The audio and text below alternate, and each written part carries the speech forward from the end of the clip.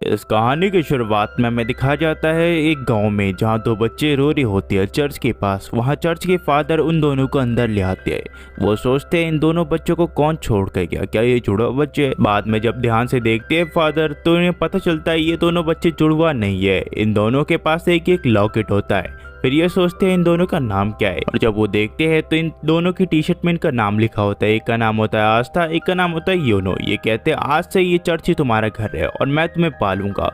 फिर हमें दिखाया जाता है 15 साल बाद, जहाँ हमें दिखाया जाता है आस्था को, जो कि सिस्टर लिली को कहता है प्लीज मुझसे शादी कर लीजिए, मैं एक ना एक दिन एक विजार्ड किंग बनी जाऊंगा, प्लीज मुझे शादी कर लीजिए। सिस्टर लिली काफी बार समझाने की कोशिश करती है आस्था को कि मैं तुमसे शादी नहीं कर सकती क्योंकि मैं हर किसी की सिस्टर हूँ, पर फिर भी आस्था मानता नहीं है। फिर ना चाहते हुए भी सिस्टर लिली को ग्रीमोरी का यूज करना पड़ता है, जो कि एक बुक होती है जिससे लोग मैजिक परफॉर्म कर सकते हैं।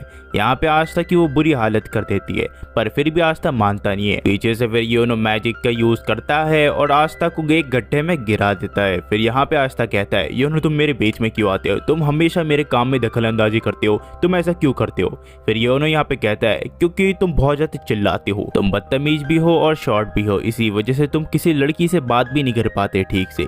यहाँ फिर आस्था कहता है मैं तुम्हें चैलेंज करता हूँ, तो हम दोनों एक साथ बड़े हुए फिर भी तुम मेरा अपमान करते हो, मैं तुम्हें चैलेंज करता हूँ फाइट के लिए। यहाँ पे फिर योनो कहता है कि तुम्हारे पास मैजिक तक नहीं है, तुम मैजिक तक यूज नहीं कर सकते आस्था, तो मैं तुमसे फाइट कैसे करूँ? फिर एक लड़का कहता है आस्था से आस्था तुम रहने दो, तुम्हें मैजिक यूज करना तक नहीं आता, इस दुनिया में सिर्फ मैजिक ही हर चीज है, अगर तुम्हें मैजिक करना नहीं आता तो तुम किसी काम के नहीं हो। आस्था कहता है सचमुच, अगर मुझे मैजिक करना नहीं आता मैं कुछ भी नहीं हूँ, तुम्हें लगता है तुम ये कर सकते हो? उसके बाद यहाँ पे आस्था एक्सरसाइज करने लग जाता है। यहाँ पे वो कहता है कि तुम ऐसा कर सकते हो, तुम्हारी हिम्मत है, तुम कर सकते हो ऐसा। यहाँ पे फिर योनो अपने मैजिक से कपड़े धो रहा होता है, इसी वजह से आस्था को कोई देख नहीं रहा होता है। आस्था फिर कहता है ठीक है तुमने कपड़े तो धो दिए, मैं लकड़ी काटने जा रहा हूँ, पर योनो वहाँ पे भी पहुंच जाता है और अपने मैजिक से उस लकड़ी को काट देता है। आस्था बहुत ज्यादा उदास हो जाता है, इसी वजह से वो एक जगह बैठ जाता है। उतने में चर्च के फादर आ जाती है। यहाँ पे कहते हैं योनो ही इस चर्च की उम्मीद है, वही इस चर्च को बढ़िया बनाएगा।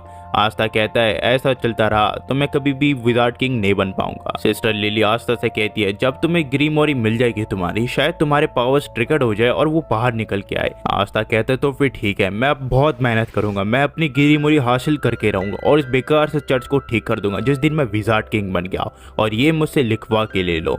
यहाँ पे फिर वो कहता है योनो तुम भी इसमें एग्री कर दो ना। योनो उसे कोई जवाब नहीं देता, वो थोड़ा खड़ूस होता है, इसी वजह से वो चर्च के अंदर चले जाता है। आस्था ये देखने के बाद जंगल की तरफ भाग जाता है। उतने में सिस्टर लिली आती है और योनो से कहती है क्या तुम थोड़ी अच्छे से बात कर सकते हो आस्था के साथ, क्योंकि वो तुम्हारे साथ ही पला बड़ा है और तुम दोनों को एक दूसरे की रिस्पेक्ट करनी चाहिए।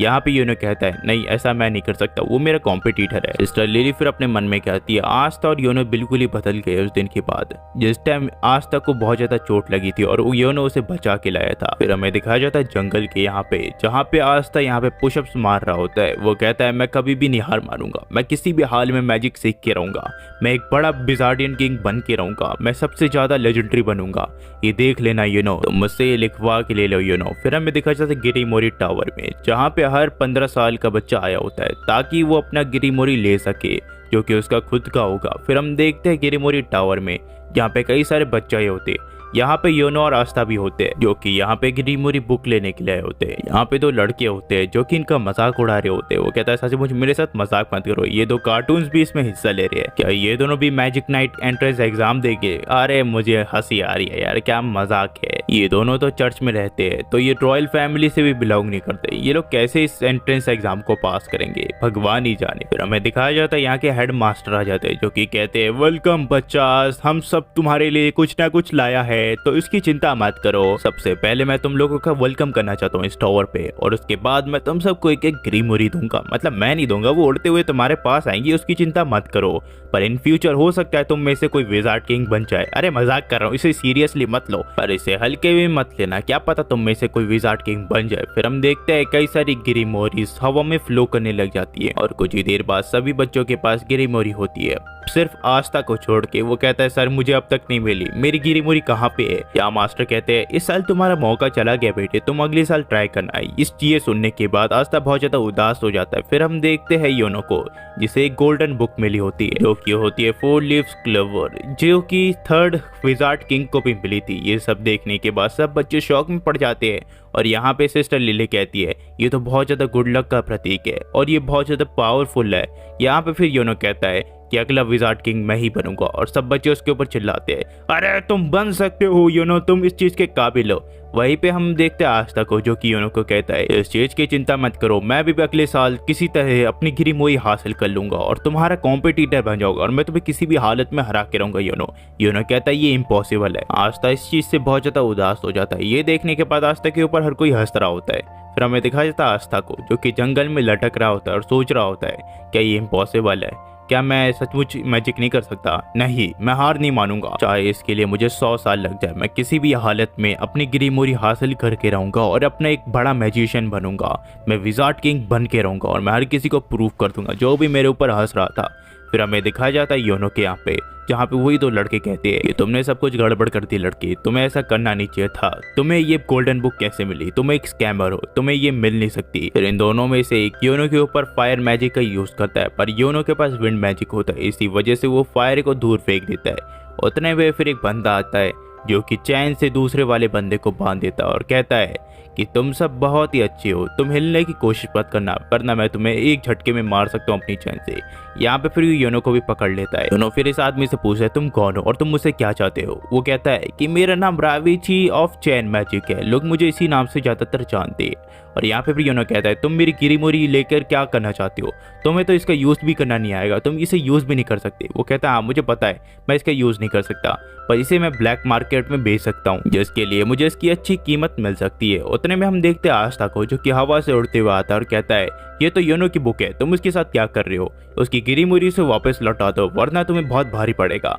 वो कहता है तुम्हें लगता है तुम मुझे हरा सकते हो, मैं एक थीफ हूँ और मेरे पास कई सारी पावर्स है और मेरे पास मेरी खुद की गिरी मुरी है, तुम्हारे पास तो वो भी नहीं और ना ही तुम्हें मैजिक यूज करना आता है लड़के, तुम्हें लगता है तुम मुझे हरा सकते हो। आस्था कहता है चाहे मुझे मैजिक यूज करना ना आता हो पर मैं किसी भी हालत में तुम्हें हरा दूंगा। पर उतने में जो चैन वाला है वो आस्था को पकड़ लेता है और अपने चैन से बांध देता है और आस्था के ऊपर पाँव रख के कहता है तुम्हें लगता है तुम लीचड़ जैसे लोग मुझे हरा सकते हो, तुम सचमुच लीचड़ हो। यहाँ पे फिर आस्था को कहता है वो तुम्हें पता है इस चैन से मैं पता लगा सकता हूँ कि एक इंसान के अंदर कितनी मैजिक है और पता है तुम्हारे अंदर मुझे कितना दिख रहा है, 0, तुम्हारे अंदर कुछ भी पावर्स नहीं है। आस्था फिर अपने मन में कहता है जितनी बार भी मैं ट्राई कर लूँ मैं कभी भी अपना मैजिक यूज नहीं कर सकता, इसका कोई फायदा नहीं है। फिर ये थीफ कहता है कि तुम कभी भी एक जॉब भी नहीं पा सकते लड़के, तुम्हें तो मैजिक तक यूज करना ही नहीं आता, तुम अपने आप को समझते क्या हो, तुम मुझे हरा सकते हो और इस दुनिया में मैजिक ही सब कुछ है और मुझे लगता है तुम्हें एक ठीक सी जॉब भी नहीं मिलेगी, तुम्हें लगता है तुम कभी किसी के लायक बन पाओगे और तुम कह रहे हो तुम विजार्ड किंग बनोगे। मुझे इस चीज पे हंसी आती है। उतने में योनो चिल्लाता और कहता है कि हाँ ये इम्पॉसिबल है कि आज तक कभी भी एक विजार्ड किंग नहीं बन सकता क्योंकि विजार्ड किंग तो मैं बनूंगा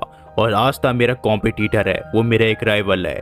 यहाँ पे फिर आस्था उठ जाता और कहता है नहीं मैंने अभी गिव अप नहीं किया है, मुझे माफ करना योनो, तुम्हें मुझे इस हालत में देखना पड़ा पर मैं इस गधे की बट को अब तोड़ने वाला हूँ। उतने में आस्था के अंदर एक मैजिकल पावर आ जाती है और उसके सामने एक गिरी मोरी आ जाती है। उसके बाद हम देखते हैं योनो को, जो कि कहता है मुझे पता था आस्था को कोई किसी बुक ने ना चुना हो, ऐसा हो ही नहीं सकता। आस्था ने हमेशा वो चीज की है जो आम इंसान करने से पहले 10 बार सोचेगा। फिर हमें दिखाया जाता है 10 साल पहले का सीन, जहाँ हम देखते हैं योनो को जहाँ वो दौड़ रहा होता है क्योंकि वो यहाँ पे कैंपिंग पे आए होते हैं पर वो नीचे गिर जाता है जिसकी वजह से उसे चोट लग जाती है और वो रोने लग जाता है। उतने में यहाँ आस्था आता है और उसे उठाता है। वो कहता है योनो तुम इतने रोते क्यों हो, तुम सचमुच एक क्राई बेबी हो। योनो कहता है मुझे पता नहीं मैं इतना क्यों रोता हूँ बट मुझे बहुत ज्यादा रोना आता है। आस्था कहता है चिंता मत करो, मैं तुम्हारे हमेशा बैक साइड में रहूंगा तुम्हारी प्रोटेक्शन के लिए। फिर हम देखते हैं ये लोग कैंपिंग में आ जाते हैं। आस्था सिस्टर लिली से कहता है कि आप मुझसे बड़ी होकर शादी करोगे, आपने ये बन बहुत ही अच्छा बनाया है। सिस्टर लिली कहते हैं नहीं ये मैंने नहीं बनाया, ये फादर ने बनाया, चाहो तो तुम उनसे शादी कर सकती हो। यहाँ पे आस्था बहुत ज्यादा चिढ़ जाता है। फिर चर्च आने के बाद सिस्टर लिली ने कहानी सुनाती है कई साल पहले कुछ डीमंस ने हमारे धरती पे अटैक कर दिया उन्होंने पूरी धरती को अंधकार में डाल दिया था। पर एक दिन एक ग्रेट मैजिशियन आए जो कि बहुत ही ज्यादा पावरफुल थे और बहुत ज्यादा बहादुर थे। उन्होंने उस डीमन के साथ लड़ाई की, काफी दिनों तक ये लड़ाई चली, पर आखिर में वो जीत गए और दोबारा से धरती के ऊपर उन्होंने उजाला ला दिया। फिर हम देखते हैं आस्था को, जो कि बहुत ज्यादा एक्साइटेड हो जाता है। यहाँ पे वो कहता है मैं भी एक विजार्डिंग किंग बनूंगा। योनो भी ये सब देख के बहुत ज्यादा एक्साइटेड हो जाता है। फिर सिस्टर लिली ने कहती है डेमंस को हराने के बाद प्रजा ने राजा को विजार्डिंग किंग का नाम दिया और राजा और प्रजा खुशी खुशी रहने लगे। फिर आस्था पूछता है सिस्टर लिली से आपको क्या लगता है विजार्ड किंग सचमुच होते हैं क्या? सिस्टर लिली कहती है नहीं, वो एग्जिस्ट नहीं करते। उनके कई सारे रूप है जो कि जनरेशन में पास होते रहते हैं। एक के बाद एक नया राजा बनते जाता है और ऐसे ही हम जानते हैं इनको, पर एक महान राजा की जगह कोई नहीं ले सकता। फिर आस्था कहता है कि देखना एक दिन मैं विजार्ड किंग बन के रहूंगा। योनो भी इससे मोटिवेट हो जाता है। वो कहता है कि अगर आस्था बन सकता है तो मैं क्यों नहीं। आस्था कहता है कि एक दिन मैं विजार्ड किंग बन के इस पूरी जगह की प्रोटेक्शन करूंगा और ये मेरे से लिख के ले लो, और मैं इस चर्च को भी ठीक कर दूंगा। ये बहुत ही बेकार है, इसमें मुझे रहना पसंद नहीं है, पर मुझे रहना पड़ता है क्योंकि ये मेरा घर है।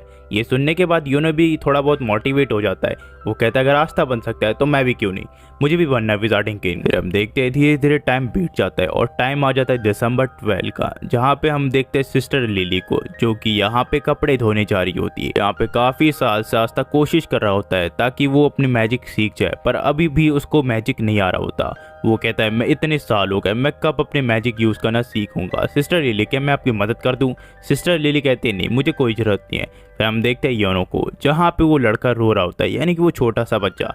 यहाँ पे फिर आस्था कहता है मुझे दो, मैं एक दिन विजार्डिंग किंग बनूंगा तो मैं इस बच्चे को संभाल ही लेता हूँ, ये तो एक राजा की कर्तव्य है। पर आस्था सब कुछ गड़बड़ कर देता है। फिर सिस्टर लिली उस बच्चे को किसी तरह चुप करवाती है। हम देखते हैं फिर यहाँ फादर आ जाते हैं जो कि कहते हैं बच्चों तुम में से कौन मेयर को ये लेटर दे के आएगा। यहाँ पे आस्था कहता है मैं जाऊंगा, पर यहाँ पे फादर जाते हैं योनो के पास। वो कहते हैं ये बहुत ही ज्यादा इंपॉर्टेंट लेटर है, तुम्हें ये किसी तरह मेयर तक पहुंचाना है। योनो मैं तुम पे भरोसा करता हूँ, आस्था पे मुझे भरोसा नहीं है। वो कभी कभी कई सारी चीजें घुमा देता है। यहाँ पे योनो भी मान जाता है। वो कहता है ठीक है मैं इस चीज को देख के आ जाऊंगा, पर इससे आस्था बिल्कुल खुश नहीं होता। फिर हम देखते हैं एक बार के यहाँ पे, जहाँ पे बार का ओनर एक लड़के को कहता है कि लड़के दोबारा से शॉप के अंदर एंटर मत करना, तुम्हारे पास पैसे नहीं है तो फ्री की ड्रिंक पीने आ जाते हो, जिस टाइम तुम्हारे पास पैसे हो उसी टाइम इस शॉप में एंटर करना, अदरवाइज मैं तुम्हें फिर से बाहर फेंक दूंगा। फिर हम देखते हैं ये लड़का देखता है योनो को जो कि डिलीवर करने के लिए जा रहा होता है, मतलब जो लेटर है वो उसके हाथ से गिर जाता है। योनो किसी तरह उस लेटर को उठाता है, पर उस आदमी की नजर योनो के लॉकेट पे चली जाती है। वो कहता है ये तो बहुत ही एक्सपेंसिव है, इसे बेच के मैं कई सारी और शराब ले सकता हूँ।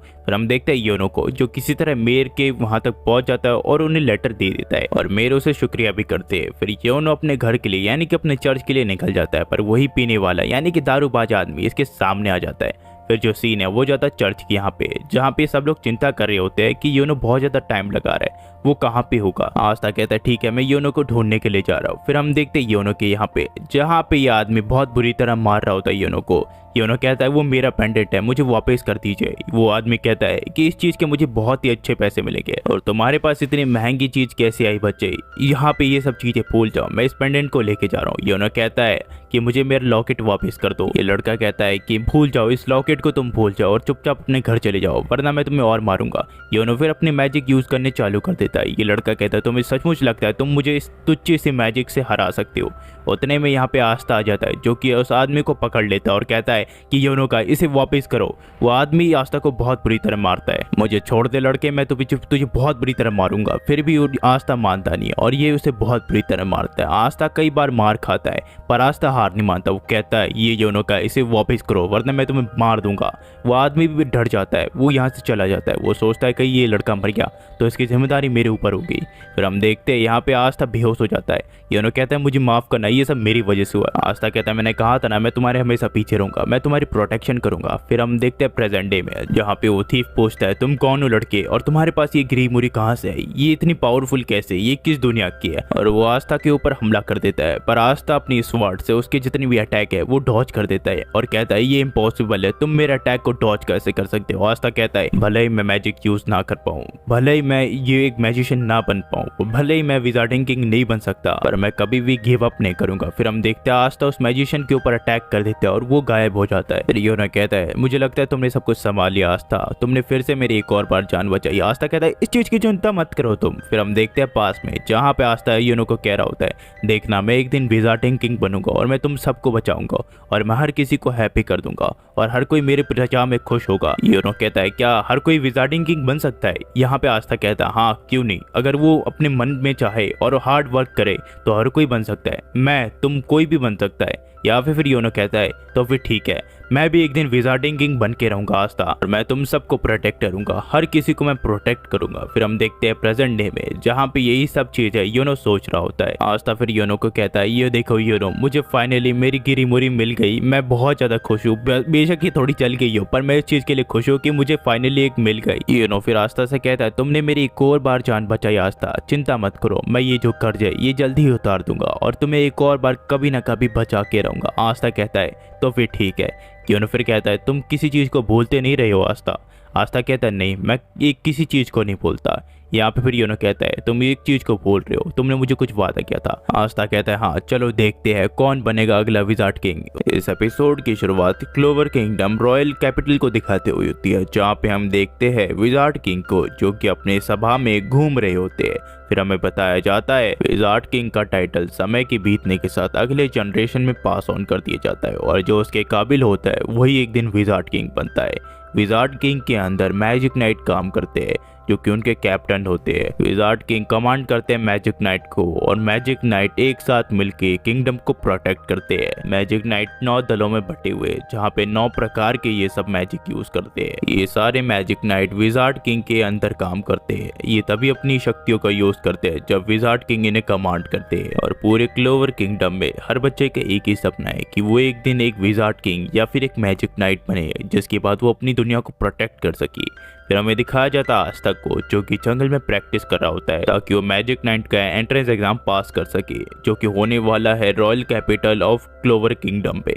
यहाँ पे आस्था बहुत ज्यादा खुश होता है। आज से करीब 6 महीने बाद ये टेस्ट होने वाला है, इसी वजह से आस्था बहुत ज्यादा प्रैक्टिस कर रहा होता है। वो ये भी कहता है योनो मुझे पता है तुम भी ऐसी प्रैक्टिस कर रहे होंगे, इसी वजह से मैं हार नहीं मानूंगा, मुझे जितना हो सके मैं उतना प्रैक्टिस करूंगा और अपने आप को महान बनाऊंगा। वहीं पे हम देखते हैं योनो को जो कि ये सब चीजें सोच रहा होता है। वो सोचता है कि आस्था भी ऐसी प्रैक्टिस कर रहा होगा, मुझे उससे महान बनना है, मुझे एक दिन विजार्ड किंग बनना है, हम में से कोई एक दिन विजार्ड किंग जरूर बनेगा। फिर हम देखते हैं गिरिमुरी टावर के यहाँ पे जहाँ पे टावर मास्टर को चर्च के फादर कह रहे होते हैं ये ऐसा मत कीजिए, आप आस्था को अलाउ कैसे कर सकते हैं एग्जाम देने के लिए, उसे तो बिल्कुल ही मैजिक नहीं आता। यहाँ पे टावर मास्टर कहते हैं कि ये उसकी चॉइस है, वो देना चाहता था, अब उसके पास गिरिमुरी भी है। फिर हम देखते हैं टावर मास्टर को सोच रहे होते हैं उन 2 लड़कों के बारे में जिन्होंने योनो के ऊपर हमला किया था। वो कहते हैं कि ऐसे लोगों से लड़ना हमारी बात नहीं है, मैं एंट्रेंस एग्जाम नहीं दे सकता। फिर हम देखते हैं चर्च के फादर को जो कि कहते हैं मुझे पता है योनो तो एग्जाम आसानी से पास कर लेगा पर आस्था को एग्जाम देना ये पॉइंटलेस है, इसका कोई पॉइंट नहीं बनता, आस्था फेल हो जाएगा पूरी तरह। यहाँ पे फिर टावर मास्टर कहते हैं अगर आस्था फेल हो गया तो वापिस आ जाएगा, मुझे ऐसा क्यों लग रहा है, तुम्हें अकेला फील होगा जब आस्था चला जाएगा। फादर कहते हैं हाँ मुझे अकेला फील होगा क्योंकि उन दोनों को मैंने अपने हाथों से पाला है। फिर हम देख आस्था और योनो को जो कि प्रैक्टिस खत्म करके अपने घर पे आ चुके होते यानी कि अपने चर्च के यहाँ पे। ये लोग यहाँ पे सो जाते हैं पर अभी भी आस्था को सपने आते हैं कि वो विजार्ड किंग बन सकता है। फिर हम देखते हैं आस्था को अगले दिन जो प्रैक्टिस कर रहा होता है, यहाँ पे ये सोचता है पीछे योनो आया है उसे देखने के लिए और जब आस्था पीछे मुड़ता है तो वो देखता है नाश को। यहाँ पे आस्था पूछता है तुम यहाँ पे किस लाए हो? आस्था कहता है मैं तुम्हें यहाँ पे देखने के लिए आया हूँ। यहाँ पे आस्था कहता है तुम मेरी प्रैक्टिस देखने के लिए आए हो? नाश कहता है नहीं, मैं तो एक बेवकूफ को यहाँ पे देखने के लिए आया हूँ जो कि सोचता है वो मैजिक नाइट के एंट्रेंस एग्जाम इजिली पास कर लेगा। यहाँ पे आस्था कहता है तुम्हारी हिम्मत कैसे हुई ऐसे कहने की? यहाँ पे नाश कहता है मुझे पता है तुम फेल हो जाओगे क्योंकि तुम्हें तो ठीक से मैजिक टेक यूज करना नहीं आता और तुम मैजिक नाइट का एग्जाम देने जा रहे हो। आस्था कहता है कि मेरे पास गिरिमुरी है, मैं जल्दी ही मैजिक करना सीख जाऊंगा। यहाँ पे नाश कहता है कि तुम ये बेवकूफी कर रहे हो, तुम कभी पास नहीं हो पाओगे। हम जैसे ऑर्फनेज के बच्चों को ऐसे बड़े सपने नहीं देखने चाहिए कि हम एक दिन विजार्ड किंग बनेंगे, हम तो एक गरीब घर से बिलोंग करते हैं, हम ऑर्फनेज के बच्चे। आस्था कहता है ऐसा बिल्कुल नहीं है, तुम पागल हो चुके हो और मैं एक दिन तुम्हें प्रूव करके दिखाऊंगा कि मैं एक दिन विजार्ड किंग बन के रहूंगा। और मेरा ये मानना है कि हर कोई अपना सपना पूरा कर सकता है अगर वो हार्ड वर्क करे तो, और मैं ये तुम्हें प्रूव करके दिखाऊंगा नाश, ये देखना, ये लिख के ले लो मेरे से, और एक दिन मैं विजार्ड किंग बन के रहूंगा। फिर हम देखते हैं रात को जहाँ पे ये सब लोग पार्टी कर रहे होते हैं। टैटोस की, यानी कि स्वीट पोटैटोस की। इस गांव में यही चीजें सबसे ज्यादा मिलती है, इसके अलावा कुछ नहीं मिलता। इसी वजह से टैटोस की कई सारी चीजें बना देती है। फिर चर्च के फादर कहते हैं मुझे पता है तुम इजीली मैजिक नाइट के अंदर चले जाओगे, पर आस्था अगर तुम्हें कुछ भी, अगर तुम प्रोफेल तक हो गए तो ये याद रखना, ये ऑर्फनेज जितना भी बुरा हो, जितना भी गंदा हो, ये तुम्हारा घर है, तुम झिझकना मत यहाँ पे आने के लिए।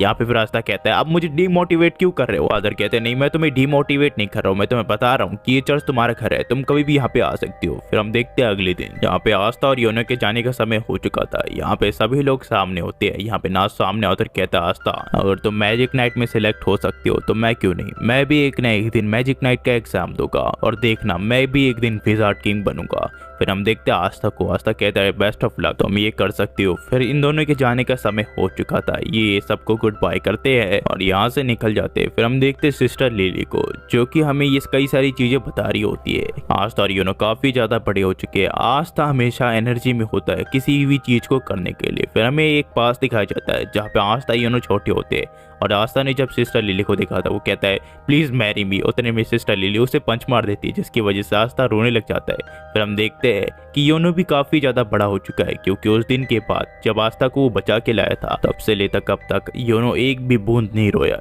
बिकॉज ऑफ आस्था। आस्था ने उसे मोटिवेट किया इन सब चीजों के लिए। फिर हम देखते हैं योनो और आस्था अपने एंट्रेंस एग्जाम को देने के लिए निकल जाते हैं रॉयल कैपिटल के लिए। यहाँ आस्था पूछता है कि मैं बहुत ज्यादा एक्साइटेड हूँ। यहाँ पे योनो कहता है क्या तुम नर्वस नहीं हो? आस्था कहता है किस बात की नर्वस, मैं किसी भी हाल में विजार्ड किंग बन के रहूंगा, ये मुझसे लिखवा के ले लो, अब चलो मेरे साथ। फिर हम देखते हैं आस्था एक सपना देखता है जहाँ पे वो सिस्टर लिली को यहाँ पे आया होता है जब वो विजार्ड किंग बन चुका होता है। यहाँ पे कहता है सिस्टर लिली मेरे साथ चलिए, मैं आपको घुमा के लेके आता हूँ। फिर हम देखते हैं ये आस्था को, जो कि योनो से पूछता है ऐसा हो सकता है क्या? योनो कहता है तुम्हें तो मैजिक परफॉर्म नहीं करना आता, तुम उड़ाओगे कैसे? यहाँ पे फिर आस्था कहता है ऐसा नहीं है, मेरे पास अब गिरी मोरी है, मैं आसानी से कभी ना कभी तो सीख ही जाऊंगा, और चलो मेरे साथ रेस करो। हम रॉयल कैपिटल तक रेस करते हैं, जो हारेगा वो लूजर कहलाएगा। फिर हम देखते हैं ये दोनों रात को थोड़ा एंजॉय करते हैं, ये अपने सफर को एंजॉय करते हुए जा रहे होते हैं। आस्था फिर एक जंगली सूअर को देखता है, वो उसे मार के यहाँ पे पका के खा रहे होते हैं। यहाँ पे फिर कई सारा सफर तय करते हुए ये किसी तरह क्लोवर किंगडम तक पहुंच जाते हैं और यहाँ से जो कहानी है वो टू बी कंटिन्यू हो जाती है। पर एक चीज है, आस्था और योनो को अभी कई सारा सफर तय करना है, उन्हें कई सारे एनिमीज को हराना है। आस्था यहाँ पहुंचने के बाद काफी ज्यादा एक्साइटेड हो जाता है। वो कहता है कि देख लिखवा के ले लो, मैं एक ना एक दिन विजार्ड किंग बन के रहूंगा, और वो मेरा कैसे लोगा। आस्था और योनो क्लोवर किंगडम तक तो पहुंच चुकी है, पर अभी इन्हें कई सारे टेस्ट देने हैं ताकि ये मैजिक नाइट के अंदर पहुंच सके। जो कहानी वो जाती है कैसल टाउन के का में, जहाँ पे योनो और आस्था का अब टेस्ट होने वाला है। हम देखते हैं योनो और आस्था को, जो कि एक मार्केट से गुजरते हुए यहाँ पे जा रहे होते हैं। आस्था ये सब देख के बहुत ज्यादा उत्सुक हो जाता है। वो सोचता है ये हर जगह यहाँ पे तो मैजिक है, हर कोई मैजिक यूज कर रहा है, यहाँ पे ज्यादातर लोग मैजिक यूज कर रहे होते हैं क्योंकि ये मैजिकल वर्ल्ड है। आस्था फिर एक शॉप में जाके एक चीज की प्राइस देखता है जो कि हद से ज्यादा होती है। वो सोचता है ये इतना ज्यादा महंगा क्यों? योनो फिर बताता है जिस टाउन में हम रहते हैं वहाँ पे ये सारी चीजें इजीली मिल जाती है, इसी वजह से ये चीजें सस्ती है। आस्था योनो फिर एक फैमिली को देखती है जो कि यहाँ से जा रही होती है। आस्था को फिर थोड़ी चर्च के लोगों की याद आने लग जाती है। आस्था कहता है उन सबको भी हमारी याद आ रही होगी। फिर हमें दिखाया जाता है नाच की यहाँ पे, जहाँ पे ये खुश होता है कि फाइनली ये दोनों डफर चले गए, पर ये थोड़ा उदास भी होता है क्योंकि अब पूरा चर्च थोड़ा थोड़ा खाली लगने लग चुका होता है। फिर जो कहानी वो जाती है आस्था और योनो के पास, जहाँ पे आस्था स्नेक्स खड़ा होता है क्योंकि यहाँ पे कई सारी चीजें महंगी होती है, इसी वजह से वो कुछ खरीद नहीं पाता। ये दोनों फिर चले जाते हैं कैसल टाउन ऑफ कीगा में, जहाँ पे इनका एंट्रेंस एग्जाम होने वाला है। फिर हम देखते हैं एक बड़ी सी लाइन लगी होती है क्योंकि नंबर के अकॉर्डिंग ही इन सब के टेस्ट होने वाले। फिर हम देखते हैं योनो को, जो कि अपनी गिरीमोरी एक पर्सन को देता है, जिस देखने के बाद वो बंदा कहता है ये तो 4 लिप्स है, शायद तुम अगले विजार्ड किंग बन सकते हो। ये सब देखने के बाद सब लोग एक्साइटेड हो जाते हैं कि उसके पास तो 4 लिप्स है, ये बहुत ही बढ़िया बात है। दरअसल 4 लिप्स हैं, 3rd विजार्ड किंग को चुना था, इसी वजह से उसकी यहाँ पे इतनी इज्जत होती है। फिर हम देखते हैं कई सारे लोगों के ऊपर कुछ वर्ड बर्ड्स बैठी होती है जिनका नाम होता है एंटी बर्ड्स। यहाँ पे एक पर्सन बताता है ये बर्ड्स उस आदमी के ऊपर ज्यादा बैठेगी जिसके अंदर सबसे कम पावर होती है। यहाँ पे योनो के ऊपर एक भी बर्ड्स नहीं होती, पर आस्था के ऊपर पूरा पंछियों का झुंड बैठ जाता है। यहाँ पे फिर आस्था एक आदमी से टकरा जाता है। आस्था उसे माफी मांगता है और कूल बनने की कोशिश करता है। वो सोचता है बेशक ये थोड़ा डेविल जैसा दिखता हो, पर मैं इसके कंधे पे हाथ रख के इसे दिलासा देख सकता हूँ। यहाँ पे फिर रास्ता कहता है मुझे माफ करना दोस्त, मुझसे गलती हो गई, मुझे इसके लिए क्षमा करना। पर वो आदमी गुस्से में होता है, कहता है तुम्हारी इतनी हिम्मत कैसी हुई, अभी तुम्हें मरने का शौक है क्या, मैं तुम्हें अभी मार दूंगा। पर एक आदमी यहाँ पीछे से आता है और कहता है चलिए हमारे जाने का समय हो गया है, सारे के सारे मैजिक नाइट कैप्टन आपका वेट कर रहे हैं। फिर हमें बताया जाता है ये दरअसल लॉर्ड ऑफ डिस्ट्रक्शन यामी सुकीरो है, जो कि कैप्टन है ब्लैक बुल स्क्वाड की। यहाँ पे फिर एक लड़का कहता है चलिए एग्जाम शुरू होने का समय हो गया, हमें जाना पड़ेगा वरना वो चालू कर देंगे। फिर यहाँ से यामी चला जाता है। यामी कहता है तुम इस पर बच गए बच्चे। फिर हम देखते हैं एक लड़की को जिसका नाम होता है सिक्की ब्रॉन्जादा। फिर हमें एक एक करके कैप्टन के बारे में बताया जाता है। Captain of silver eagle Nozel Silva, captain of crimson lion king Fuegoleon Vermillion. फिर हमें दिखाया जाता है एक और captain of the green praying mantis Jack the Ripper, captain of the blue rose knight Charlotte Roselei, captain of purple orcas Gueldre Poizot, captain of the coral peacocks Dorothy Unsworth, captain of the aqua deer Rill Boismortier, captain of the golden dawn William Vangeance. फिर हम देखते हैं आखिर में आते captain of the black bulls Yami Sukehiro. यहाँ सारे के सारे कैप्टन होते हैं। आस्था कहता है विजार्ड किंग का है, वो कहीं दिख नहीं रहा है। यहाँ से कहता है कि तुम्हें लगता है विजार्ड किंग इस छोटे काम के लिए आएंगे, इसी चीज का शुक्रिया मनाओ कि हमें सारे कैप्टन एक साथ देखने को मिल रहे हैं। फिर हमें बताया जाता है एक कैप्टन के पास करीब 100 मैजिशियन जितनी पावर होती है। फिर हम देखते हैं एक कैप्टन उठते हैं जो कि गोल्डन डाउन के लीडर होते हैं। वो कहते हैं मुझे माफ करना, आप सभी को इतना इंतजार करना पड़ा, पर जो एग्जाम है वो अब हम शुरू कर सकते हैं। फिर हम देखते हैं ऊपर से एक टहनी आती है और इन सबको एक एक झाड़ू पकड़ा दी जाती है और इन सबको कहा जाता है कि हम 9 के 9 आप सभी को देख रहे हैं और हर किसी को हम सिलेक्ट करेंगे, एक एक करके करेंगे।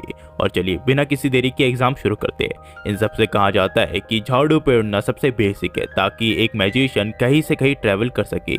ये सब तो आपको आना चाहिए, ये सबसे बेसिक है और इससे हमें ये भी पता चल जाएगा कि आपको कितना मैजिक आता है और कितना नहीं। और सारे के सारे कैप्टन इन सबको देखने लग जाते हैं। सब बच्चे थोड़ी देर कोशिश करने के बाद उड़ जाती है। वहीं पे आस्था जो है वो काफी देर कोशिश करता है पर वो उड़ नहीं पाता। फिर हमें दिखाया जाता है सिल्वर ईगल्स के एक कैप्टन को जिनका नाम है नोजल सिल्वा, जो कि अपनी बहन से कह रहे होते हैं कि तुम्हारी डेस्टिनी तय है, तुम कुछ नहीं कर सकती, तुम्हें एग्जाम देने की जरूरत नहीं है, तुम चुपचाप अब घर चली जाओ, तुम्हें मैं अपनी टीम में नहीं रख सकता। फिर हम देखते हैं यहाँ पे सभी बच्चे काफी अच्छा परफॉर्म करते हैं, काफी ज्यादा मैजिक करते हैं, पर वही आस्था एक भी मैजिक नहीं कर पाता। ऐसा करते करते लास्ट एग्जाम आ जाता है जहाँ पे फ्यूगिलियन जो कि लायन किंग के लीडर है वो कहते हैं कि अब तुम सबको एक दूसरे से लड़ना है और अपने अपने विरोधी चुन लो, क्योंकि आखिरकार मैजिक नाइट यही तो करते हैं, दूसरे से लड़के अपने किंगडम को प्रोटेक्ट करते हैं। यहाँ पे फिर आस्था सोचता है मैं किसके साथ लड़ूं, कौन लड़ेगा मेरे साथ। यहाँ पे सिक्की कहता है ठीक है मैं तुमसे लड़ने के तैयार हूँ। यहाँ पे फिर इन दोनों की लड़ाई चालू हो जाती है। सिक्की बहुत खुश होता है क्योंकि वो सोचता है कि आस्था बहुत ही बड़ा लूजर है, वो मुझसे क्या लड़ेगा। इसी वजह से वो उसे धमकाता है कि तुम जैसा एक बेवकूफ चूहा मुझे क्या हरा सकता है, तुम तो एक बोनिस के विलेज के लूजर हो, तुम मुझे कभी नहीं हरा सकते। इसके बाद इन दोनों की फाइट चालू हो जाती है। सिक्की अपनी चीरी मोरी का यूज करके मैग्नम कैनन बोल बना लेता है जिससे वो अपनी साइड में एक प्रोटेक्शन लेयर क्रिएट कर देता है और सोचता है कि सारे के सारे कैप्टन इसे देख रहे होंगे। सिक्की कहता है आज तक क्या तुम डर गए मेरे से, चलो मेरे साथ फाइट करो, तुम इतने डरपोक हो मैंने कभी नहीं सोचा था, आ जाओ हिम्मत तो लड़ो मेरे साथ। उसके बाद आस्था फाइनली अपनी गिरी मोरी निकालता है और उससे अपनी स्वॉर्ड निकालता है और अपनी स्वॉर्ड को लेकर वो सिक्के के ऊपर हमला कर देता है, जिसकी वजह से सिक्के का जो प्रोटेक्शन लेयर है वो टूट जाता है और सिक्की यहाँ पे बेहोश हो जाता है और यहाँ पे सब लोग उसे देखते रह जाते हैं। यहाँ पे फिर आस्था कहता है तुम्हें क्या लगता है मैं एक बॉनी इसका एक लूजर हूँ, तुम ये कभी प्रोटेक्ट नहीं कर सकती हो, और मैं कहता हूँ मैं एक ना एक दिन विजार्ड किंग बन के रहूंगा, चाहे जो हो जाए, चाहे इसके लिए मुझे कितने साल लग जाए।